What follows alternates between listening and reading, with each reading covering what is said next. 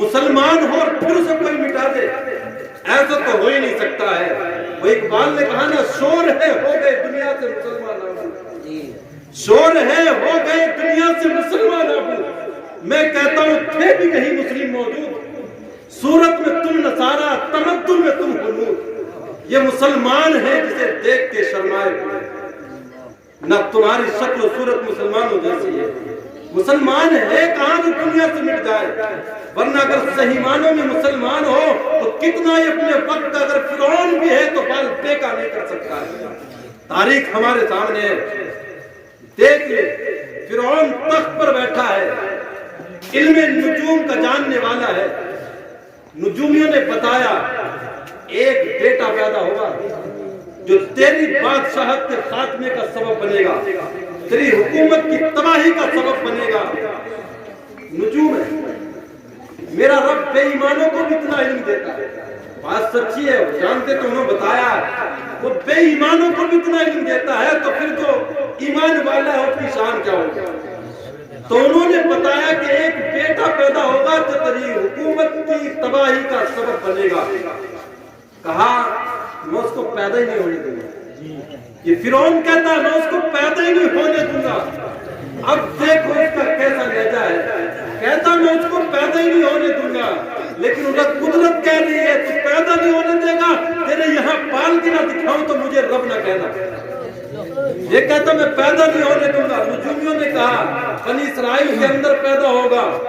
اب اس نے حکم نامہ جاری کر دیا، مرد بیوی کے پاس نہ جائے، اس لیے کہ جب جائے گا نہیں تو بچہ ٹھہرے گا نہیں، اور کہا جتنے حمل ہیں، جتنی عورتیں حاملات ہیں، سب کے پاس انہیں اپنی سپاہی فوجی لگا دی کہ جب بچہ پیدا ہو اگر بیٹا ہو تو فوراً اس کو ذبح قتل کر دیا جائے، بیٹی ہو تو اس کو زندہ رکھا جائے۔ بیٹا ایک پیدا ہوگا بنی اسرائیل کے اندر، لیکن ظالم نے وہ بچے 70,000 بچوں کو اس نے قتل کروایا۔ وہ تو اپنے کمال کو پہنچ گئے، لیکن اس ظالم کا ظلم انتہا کو پہنچ چکا تھا۔ 70,000 بچوں کو اس نے قتل کروایا، اور مرد میاں بیوی کے ملاپ پر پابندی لگائی، ایک مرد اپنی بیوی سے ملاقات نہیں کر سکتا۔ 70,000 بچے قتل ہو گئے، ہر گھر کے اندر سپاہی فوجی موجود تھا، لیکن حضرت عمران کے یہاں فوجی نہیں تھا، وہاں پر دائی جمائی، وہاں پر دائیوں ہی کے اوپر اس نے اعتماد کر لیا تھا۔ اب جب عمران کے یہاں بیٹا پیدا ہوتا ہے، بڑا حسین و جمیل شکل و صورت کا مالک، چاند جیسا چہرہ تھا، دائیوں نے جب دیکھا کہا یہ لگتے جگر تو قتل کرنے کے لائق نہیں، یہ قتل کرنے کے لائق نہیں ہے۔ انہوں نے کتیا کا ایک بچہ پکڑا، اس کو مارا، بوری کے اندر بند کیا، کٹے کے اندر بند کر کے باہر گیٹ پر جو فوجی سپاہی کھڑا تو اس کو لا کر کے دے دیا کہ لو عمران کے ہاں بچہ، ہم نے اس کو مار ڈالا ہے۔ اس نے لیا اور جا کر کے بستی سے باہر پھینک آیا، لیکن کچھ ہی وقت گزرا، نجومیوں نے آ کر کے بتایا بیٹا پیدا ہو چکا جو تیری حکومت کے خاتمے کا سبب بنے گا۔ اب اس نے توبہ اور پھر چھاپے ماری شروع کرائی، گھر گھر میں چھاپے مارے تھے، کہاں ہر جگہ تو فوجی سپاہی موجود تھے، عمران کی یہاں دائیاں تھیں، جب وہاں پر سپاہی جا رہے تھے حضرت عمران کے یہاں پر، تو اب حضرت موسیٰ کی ماں کی ممتا کا امتحان ہے۔ کہا سپاہی آ رہے تلاشی کے لیے، بچہ گود میں موجود ہے، لیکن نہ آؤ دیکھا نہ تاؤ دیکھا، بچہ کو اٹھایا تندور کے اندر لے جا کر کے ڈال دیتی۔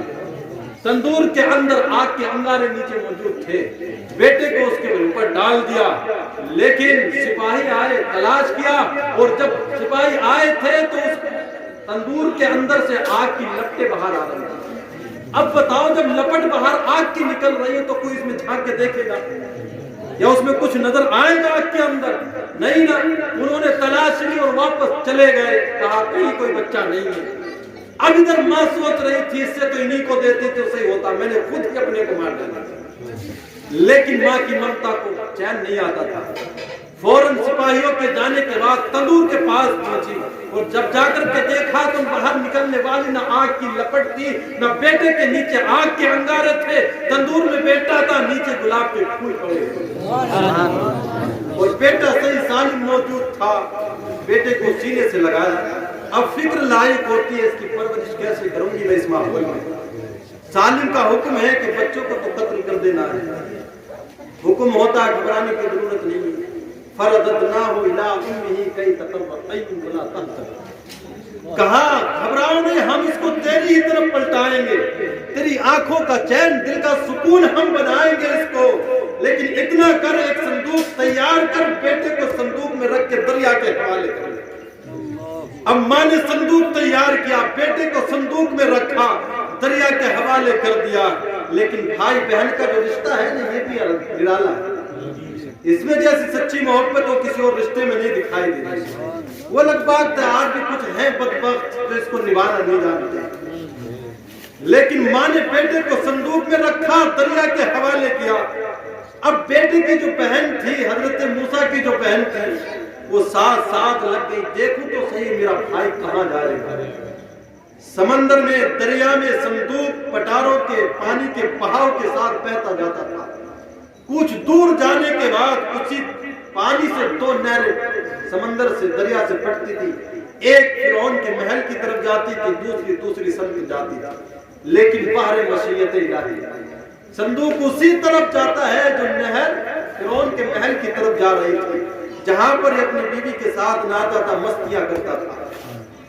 جب صندوق کو آتے ہوئے دیکھا دریا کے اندر، سپاہیوں کو حکم ملا کہ اس کو نکالا جائے، نامعلوم صندوق کے اندر کیا ہے، کوئی خزانہ بھی ہو سکتا ہے، کوئی قیمتی شے بھی ہو سکتی ہے، اس لیے کہ جو دولت کا پجاری ہو اس کے علاوہ کچھ اور کو نظر نہیں آتا، اور رات کو بھی خوابوں سے یہی دکھائی دیتا ہے۔ تو سپاہی گئے، صندوق کو باہر نکالا، اور جب قریب لا کر کے اس کو کھولا گیا تو اس کے اندر نہ کوئی قیمتی شے تھی، نہ کوئی خزانہ تھا، اس صندوق کے اندر تو ایک حسین و جمیل بیٹا موجود تھا، ایک بچہ تھا حسین و جمیل اس صندوق کے اندر۔ اور جب صندوق کو کھولا جاتا ہے، بیٹے کو جب اس بچے کو دیکھا حضرت آسیہ نے، اب فرعون تو اس کو قتل کرنا چاہتا تھا کہ ہو سکتا ہے یہی میری حکومت کے خاتمے کا سبب بنے، اولاد اس کے یہاں تھی نہیں، اس لیے کہ کمبخت نامرد تھا، اولاد اس کے یہاں تھی نہیں، اب کہنے لگا اس کو قتل کر دیا جائے۔ آسیہ نے کہا ظالم، وہ جو نجوم نے تجھ کو بتایا ہے وہ بنی اسرائیل میں پیدا ہوگا، بنی اسرائیل کو پوری دنیا میں نہیں، ایک محلہ تھا، وہ تو یہاں پیدا ہوگا جو تیری حکومت کا خاتمے کا سبب بنے گا، جو تیری تباہی کا سبب بنے گا۔ یہ دریا میں بہتے ہوا آیا، نہ معلوم کس ملک سے، کس دیش سے بہتا ہوا آیا ہوگا، اور جو تیرا دشمن ہے وہ تو یہیں پر پیدا ہوگا، اس لیے اولاد نہیں ہے، اسی کو اپنی اولاد بنا لیتے ہیں۔ کہا بات تو صحیح کہتی ہے، بچے کو نکالا، فکر ہوتی ہے اب اس کی پرورش کیسے کی جائے گی، اس لیے کہ شیر خارگی کا عالم ہو تو بچے کو دودھ چاہیے نہ مانگا، کسی دائی کا ہو عورت کا دودھ اسے چاہیے، تو اب پرورش کے لیے دودھ کی ضرورت تھی، بہت ساری دائیاں بلائی جاتی ہیں، لیکن حضرت موسیٰ ہیں کسی دائی کے پستان کو اپنے لبوں کے قریب نہیں کرتے، کسی کا دودھ نہیں پیتے ہیں، بہت ساری دائیاں آئی تھی۔ اب پاس میں آپ کی جو بہن کھڑی تھی وہ کہنے لگی کہ میری نظر میں، میرے علم میں ایک عورت ہے، بڑی پارسا ہے، بڑی پاک و صاف رہتی ہے، اکثر بچے اس کا دودھ پی لیتے ہیں، اگر تم اجازت دو تو میں اس کو بلا کر کے لے آتی ہوں۔ اب جب اس نے اتنا کہا تو کہا ٹھیک ہے، چلو اس کو بھی بلا کر کے لے کر کے آئے، ان میں سے کسی کا دودھ اس نے پیا لیا۔ اب دیکھیں دودھ کے نہ پینے میں حکمت کیا تھی، مصلحت کیا تھی، ورنہ یوں تو میرے مصطفیٰ نے بھی دائیوں کا دودھ پیا ہے، لیکن حضرت موسیٰ کسی دائی کا دودھ نہیں پی رہے، مصلحت کیا ہے؟ اب حضرت موسیٰ کی بہن جا کر کے اپنی والدہ کو لے کر کے آ جاتی ہے، جب آئی تو بیٹا نیچے ہے، مسکرانے لگے حضرت موسیٰ، ماں نے بیٹے کو اٹھایا اور سینے سے لگایا، فرعون نے تنخواہ اجرت بھی مقرر کر دی، ہم تیرا بھی خرچہ برداشت کریں گے، اس بچے کا بھی، ہمارے یہاں رہ کر کے تجھے سے دودھ پلا دے۔ اب وہ دن بھی آنے والا تھا، 30 سال تک حضرت موسیٰ فرعون کے محل میں رہے، لیکن رب کی طرف لوگوں کو دعوت بھی تو دینی تھی، دین حق کی دعوت بھی تو دینی تھی، دعوت اللہ لوگوں تک پہنچانی تھی۔